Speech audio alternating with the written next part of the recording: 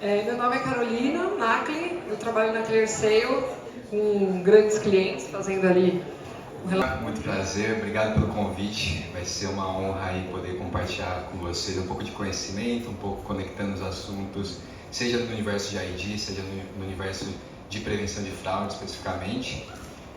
Hoje eu estou como GPM da ClearSale, eu cuido de alguns produtos, por exemplo, o produto da solução R6, né, e também com relação ao produto de combate à fraude laranja.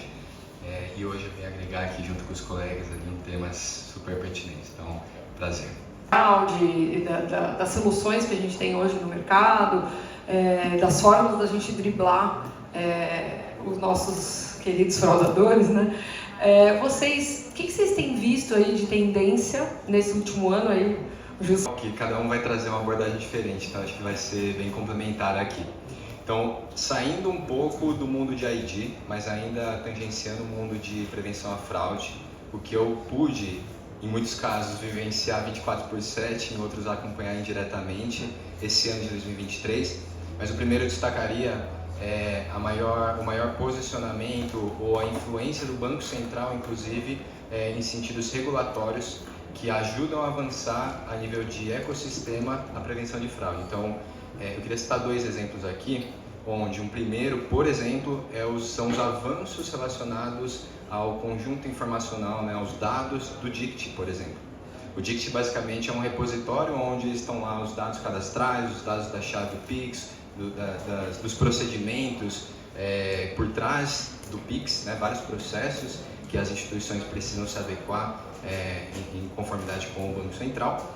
E um dos exemplos bem pragmáticos quando uma instituição, seja ela a instituição do pagador ou do recebedor, precisa realizar um report, uma devolução, um cancelamento, uma simples, a princípio simples adição do campo motivo, causa da fraude, onde a gente vai ter uma tipificação da fraude de forma sistêmica obrigatória pelo ecossistema, isso já ajuda a dar um passo maior quando a gente fala de prevenção de fraude com questões regulatórias. E o outro exemplo, que ainda assim tem a influência e a presença do Banco Central muito forte, é a própria resolução número 6, conjunta número 6 e a número 343, que vem aí de fato para exigir que as instituições financeiras e de pagamentos reguladas pelo Banco Central façam os devidos compartilhamentos de fraude. Então acho que esse é um primeiro avanço e não necessariamente uma inovação, mas acho que uma tendência cada vez mais para a prevenção de fraude, né, aqui no Brasil. Um segundo exemplo que eu gostaria de citar, eu acho que todo mundo aqui em algum momento já ouviu, já se deparou sobre o tema de laranjas também. E esse tema de laranjas, não necessariamente ele estava tão em alta assim em 2022, 2021, 2020. Eu acho que foi uma tendência até chegar esse ano, uma crescente desse tema, e não foi à toa. Esse tema ele começou a começar a ficar mais em voga, obviamente depois do Pix, depois que as transações instantâneas começaram a se tornar já o dia a dia, a realidade nossa, sinal de todo mundo aqui, de quase todo mundo.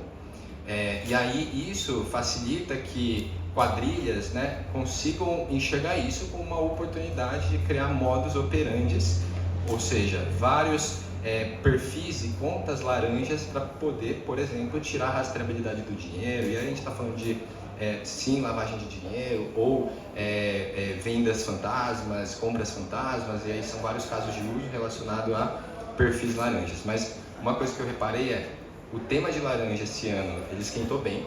Na minha opinião, ele vai continuar muito quente por muito tempo, e soluções para tanto endereçar a identificação de um perfil laranja no momento de uma abertura de conta, no momento de um onboarding, começam a se tornar mais factíveis. Tem hoje algumas empresas oferecendo isso no mercado, inclusive a Clear também. Mas além do onboarding, além da abertura de conta, às vezes o laranja já estava na sua conta, às vezes ele se tornou um laranja enquanto já estava com a conta ativa. Então analisar o transacional também se torna ainda mais relevante para encontrar padrões e a partir desses padrões entender se o risco dessa transação ou com os padrões dessas transações tendem a identificar que essas, tanto remetente quanto destinatário, podem ser, por exemplo, perfis laranjas, né? Então tema laranja, acho que é um tema que esquentou bem, bom. Ainda continua. Então, justamente porque a gente está falando do efeito rede. E nada mais é o nosso ID aqui, nossa solução OneClickBR, falar de efeito rede, né? Cada um contribuindo com um pouco. E aí a gente combate o mal comum. Queria saber um pouquinho de vocês sobre esse conceito do efeito rede, o que vocês acham?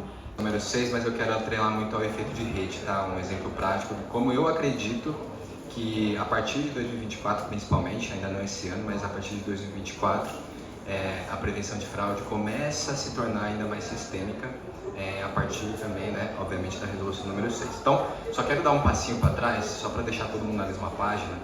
Quando a gente fala de resolução número 6, de forma muito geral, foi uma normativa do Bacen, de maio de 2023, onde exige que todas as instituições financeiras e de pagamentos reguladas pelo Bacen passem a compartilhar a base de fraude entre si.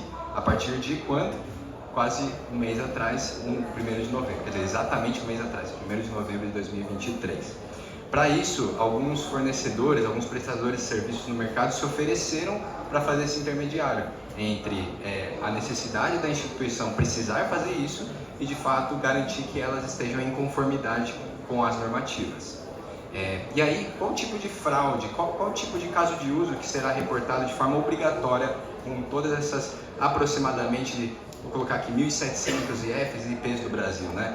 A gente está falando de todas as fraudes relacionadas à abertura de conta, que aí tem assim, diretamente a ver com as principais fraudes que também tangenciam ID, né? Roubo de identidade, falsidade ideológica, account takeover também vão ser reportados.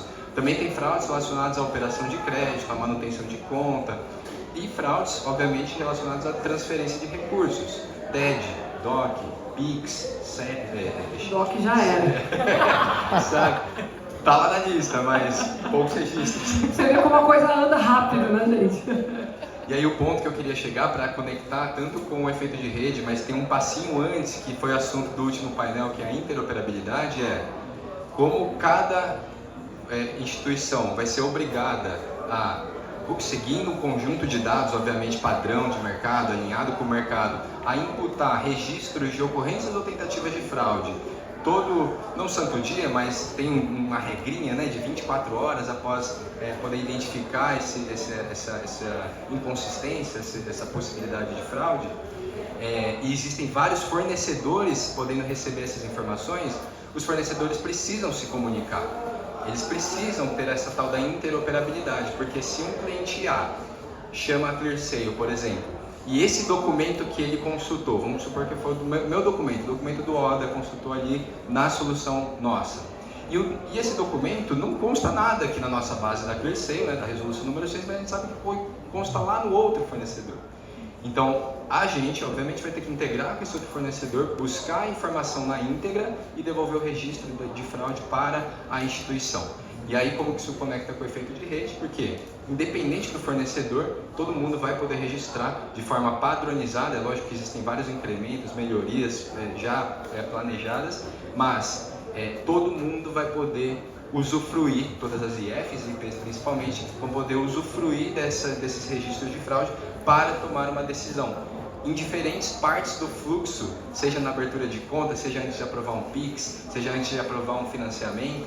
Então, a versatilidade de usabilidade do consumo das informações da resolução número 6 é gigantesca. E sem o efeito de rede colaborativo não daria. E aí, só para fechar, um outro ponto de vista fora das IFs.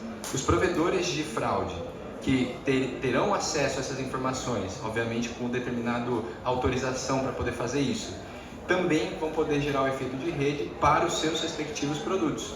Então, o produto da ClearSale de crédito, por exemplo, ele vai ser beneficiado também com a resolução número 6, a gente pedindo a determinada autorização para os clientes. Isso gera efeito de rede em outra ponta. Então, o efeito de rede ele não é só está em um efeito de rede, são vários efeitos de rede que, a partir de uma questão como essa, por exemplo, a partir de 2024, começa a se tornar mais realidade. Por enquanto, não. Por enquanto, todo mundo está mais preocupado. Imagina que o Confix ele foi de fora para dentro. O usuário para o sistema. O governo olhou as pessoas, o que eles precisam. A proposta de valor do Pix é rápido, é fácil, é grátis. O Open Finance é do sistema para fora. E quantas pessoas no Brasil vocês acham que tem mais de uma conta bancária? Pouquíssimas. Muitas nem conta têm. Na verdade, elas têm ali a conta da Caixa que foi através do auxílio emergencial. Então, a gente está tentando resolver um problema do sistema jogando para cima do usuário. O Pix não, é um problema do usuário e a gente trouxe para dentro do sistema. Então, como que a gente pode fazer isso aqui, né, nesse trabalho nosso que a gente está fazendo?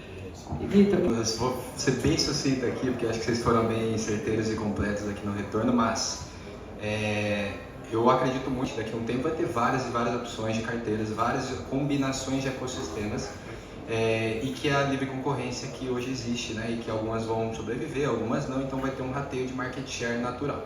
Só que o principal desafio não é esse, né, das empresas realmente criando esses ecossistemas a partir de tecnologias. O desafio é a adesão dos usuários nesse ecossistema, e eu super concordo, porque só que eu queria fechar aqui que apesar que é um desafio que eu acho que sim, envolve políticas públicas, envolve parcerias privadas e públicas, envolve várias outras complexidades para que a gente consiga ter mais adesão, letramento, educação, incentivos financeiros ou não, para que a população consiga utilizar, por exemplo, né, uma identidade digital descentralizada como padrão. Mas acho que a provocação final quem também imaginou que agora a gente estaria com o Pix onde estamos, com a adesão que temos hoje? Quem imaginou que a gente teria as experiências hoje que a gente já tem para fazer um checkout, sendo que hoje a gente já está falando até de checkout a partir, por exemplo, de uma biometria de voz ou de outras formas também muito mais inovadoras. Então, o mundo está tão exponencial que eu não duvido de nada que essa adesão vai chegar, mas é lógico, paciência e nichos também vão acabar sendo privilegiados primeiros, isso não tem como negar, mas com uma questão de tempo, geração, para que a gente comece como população também ter mais aderência nesse tipo de tecnologias totalmente disruptivas comparadas com as de hoje, né? Obrigada, Igor, Gilson e Vitor, pelo papo, foi muito legal. Obrigado, gente.